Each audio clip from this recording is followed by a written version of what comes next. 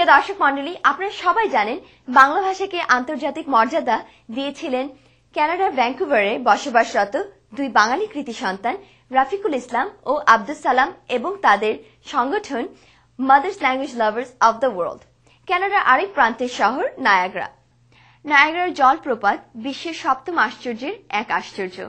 আপনারা জেনে অবাক হবেন, এই নায়াগ্রায় মাত্র 15 বছর বয়সে 1955 সালে বিশ্ব স্কাউট জাম্বুরিতে এসেছিলেন আমাদের নোবেল বিজয়ী ডক্টর ইউনুস। সে ছিল তার প্রথম বিদেশ সফর।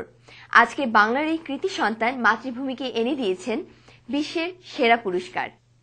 তারুণ্যে ভরা এই আধুনিক বাঙালির জীবন আমাদের বাংলাদেশের যুব সমাজকে করুক অনুপ্রাণিত।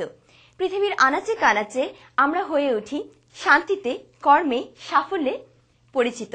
দর্শক মণ্ডলী, সাফল্যের কথাই যখন উঠল, অনুষ্ঠানে এই পর্যায়ে আসুন শেয়ার করি আরও এক তরুণ বাঙালির বিস্ময়কর এক পরিচয়। জাওয়াদ করিম।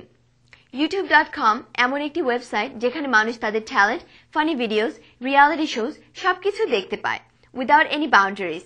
এই ভিডিও সাইটটির বিশেষত্ব হলো এখানে সিরিয়াস ভিডিও থেকে শুরু করে অ্যামেচার ভিডিও দেখতে পাওয়া যায়।